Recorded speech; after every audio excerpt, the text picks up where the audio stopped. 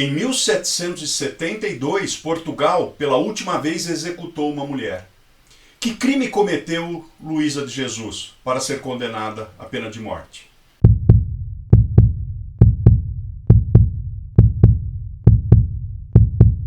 1º de julho de 1772 foi o último dia de Luísa de Jesus. Ela foi condenada à pena de morte com suplícios. O ritual começou com ela sendo levada pelas ruas de Coimbra, amarrada por uma corda no pescoço. A população então vilipendiava, ofendia, xingava, atirava objetos em Luísa de Jesus. No local da execução, antes de ser garroteada, ela teve aplicada o uso de tenazes quentes. O carrasco usava uma tenaz, que é uma espécie de alicate que você vê aqui na foto, e essa tenaz era quente, incandescente, colocada na brasa, ficava vermelha, e com isso o carrasco retirava pedaços da carne do executado, no caso de Luísa de Jesus. Além disso, ela teve as mãos decepadas. Todo esse suplício aplicado à pena de morte não era comum quando o condenado era uma mulher, mas Luísa de Jesus recebeu a pena de morte com suplícios. Após o uso das tenazes quentes, após ter suas mãos cortadas, ela morreu no chamado garrote vil. O garrote é um modo de execução em que há asfixia, mas não é um enforcamento, porque o enforcamento pressupõe que o peso do corpo da vítima, ou do executado, no caso, seja a força que causa a asfixia. Inclusive o enforcamento, dependendo do vão que se tem com a queda, ele tem uma morte mais rápida porque há a fratura da vértebra do condenado. Já no garrote vil, não. Ele foi idealizado, pensado exatamente para que seja uma morte vagarosa, mais dolorosa, muito aflitiva.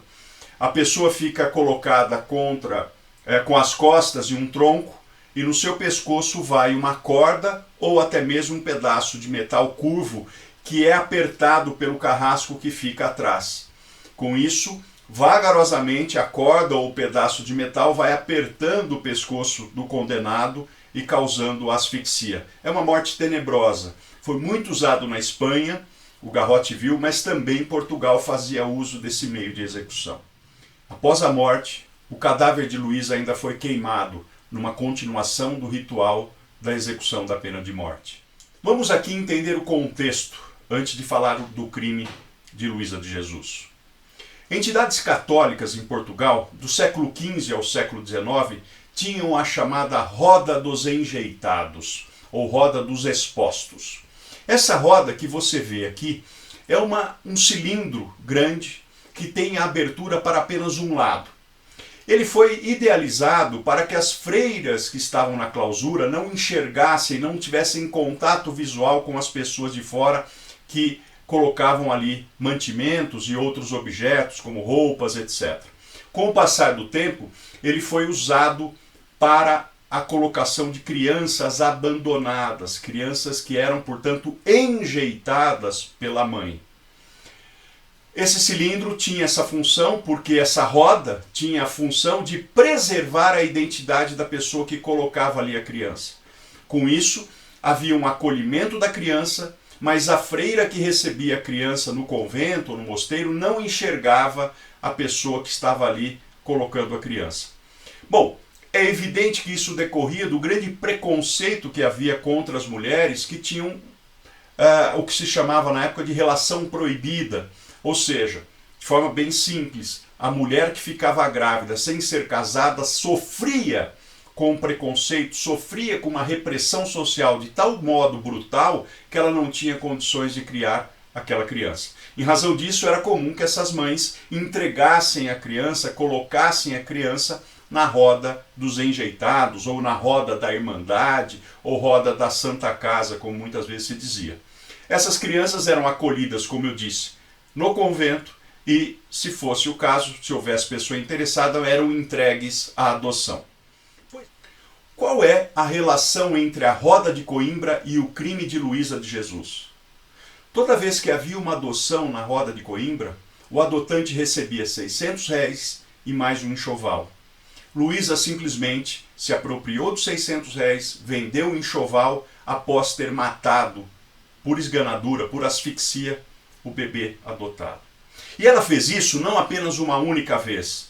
Ela fez isso 33 ou 34 vezes, segundo a acusação. Existe uma pequena controvérsia sobre esse número. Ela adotava as crianças em nome próprio ou em nome falso. E, como disse, se apropriava desse dinheiro e enterrava os cadáveres dos bebês no Monte Arroio, que ficava não muito distante da Roda de Coimbra.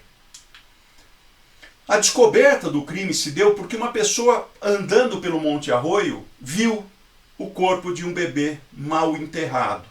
Diante disso, chamou a polícia, foram encontrados outros cadáveres, houve uma investigação e logo se chegou a Luísa de Jesus. Na casa de Luísa foram encontrados ainda outros cadáveres e ainda o mais bizarro, havia partes de cadáveres armazenados em vidro, em estado de putrefação. Luísa confessou a morte de 28 crianças, mas como eu disse, provavelmente ela matou 33 ou 34 crianças. Em razão disso, ela foi condenada a uma pena tão brutal que não era, como disse, frequente para as mulheres. Normalmente as mulheres tinham penas mais brandas. A pena de morte com suplício tinha uma razão de ser, ainda que atualmente isso nos cause repugnância e provoque uma indagação. Ora, se a pessoa já ia ser morta, por que aplicar um sofrimento? Por que causar muita dor, sofrimento nela? Era o que se dizia na época que isso significava 1000 mortes. Na verdade, a pessoa era como se ela morresse mais de uma vez. Mas por quê? Qual é a razão disso?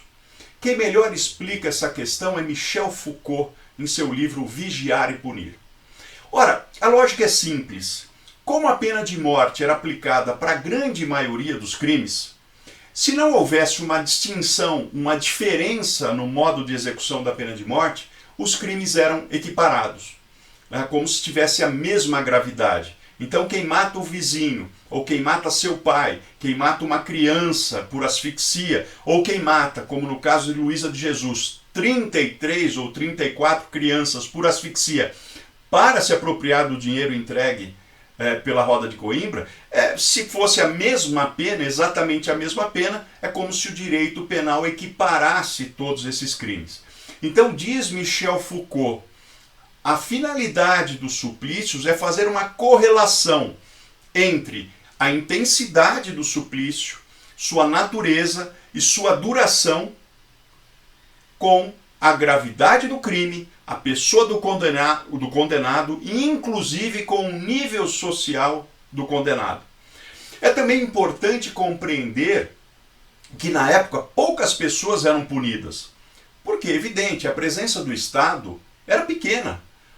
Se hoje nós temos diversos crimes que não são identificados, que não têm autoria identificada, são de autoria, permanecem com autoria desconhecida, imagine na época, com a precariedade dos métodos de investigação da época, com a ausência do Estado, com a vastidão dos territórios pouco populosos, é evidente que poucos crimes eram punidos.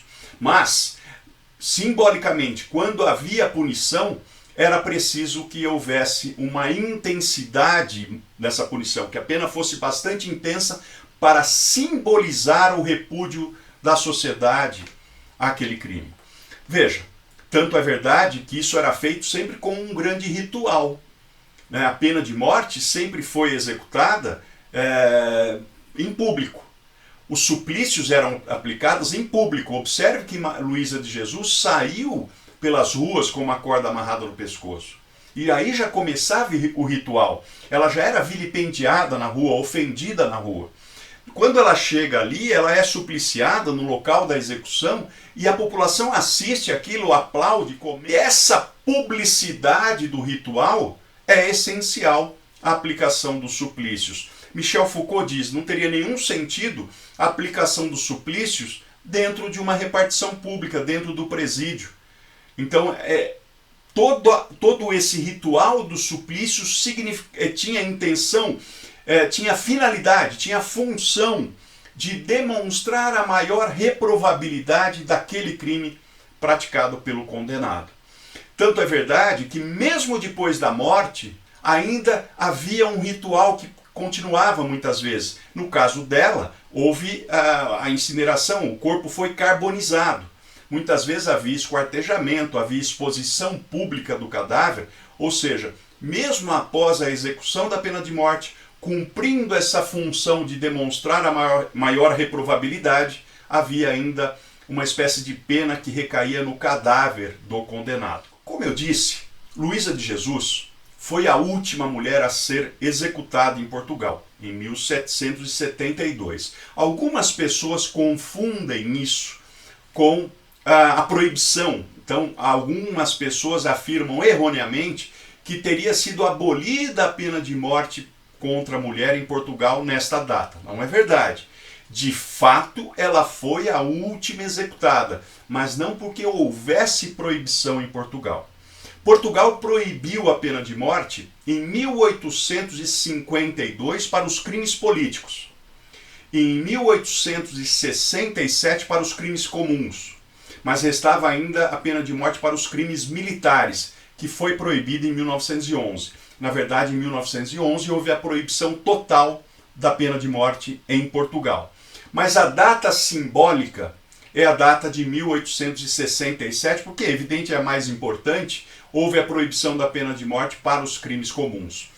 Portugal, portanto, estava na vanguarda na proibição da pena de morte. Tanto é verdade que eu tenho aqui uma coleção editada pela Universidade de Coimbra, que é um colóquio internacional, inclusive com presença de brasileiros, como Heleno Fragoso, como Nelson Hungria, nesse colóquio para comemorar o centenário da proibição da pena de morte em Portugal.